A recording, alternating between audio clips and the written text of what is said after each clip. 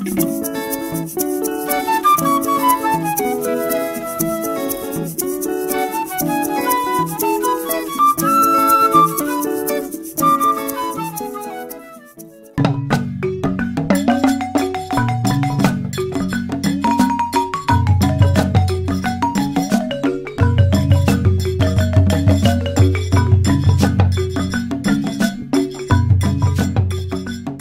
aujourd'hui, on regarde un peu la question de la femme qui est en polygamie et on demande est-ce qu'elle peut recevoir le sacrement d'initiation.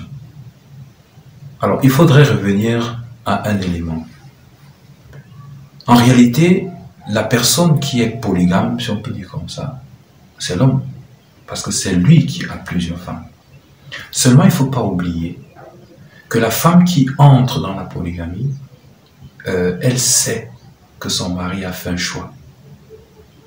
Ça peut être la première. Si c'est la première des femmes, si elle a accepté que son mari entre en polygamie, naturellement, elle a accepté, elle a partagé la vie de son mari. Et donc, ce qui est arrivé à son mari devrait aussi, naturellement, être le sien.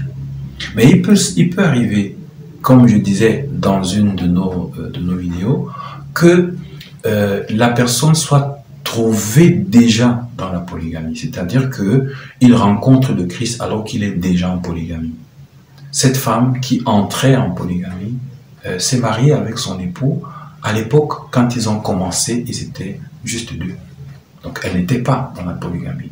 C'est après que son mari est entré en polygamie. Donc naturellement, son cas pourrait être géré avec un peu plus de flexibilité pour lui permettre à elle, qui était en polygamie avant qu'il devienne chrétien, qu'elle reçoive les sacrements d'initiation. Parce que dans son cœur, elle n'a pas été polygame, elle n'a pas accepté la polygamie, son mari y est entré après leur union. Donc, en elle, c'est la minorité. Par contre, si il arrivait, on ne le souhaite jamais dans un couple, que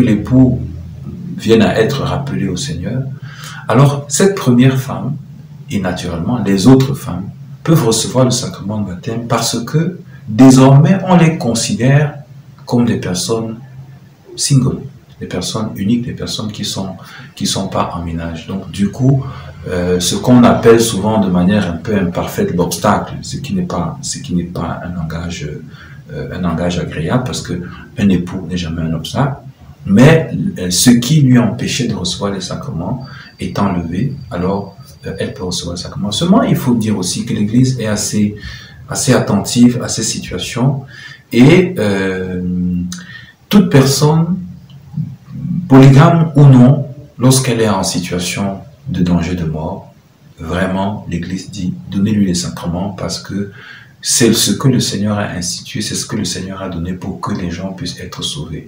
Donc, en cas de danger de mort, toutes les situations sont complètement, tous les ponts, tous les verrous sautent pour que l'âme de la personne soit sauvée. Donc, voilà ce que je pourrais dire très rapidement sur la situation de cette femme qui se retrouve en polygamie. D'abord, parce qu'elle n'a pas choisi de l'être, c'est son mari qui l'a fait, ou alors, si elle a choisi de l'être, quand elle a perdu son époux, alors elle est libre de rentrer dans la vie sacramentelle.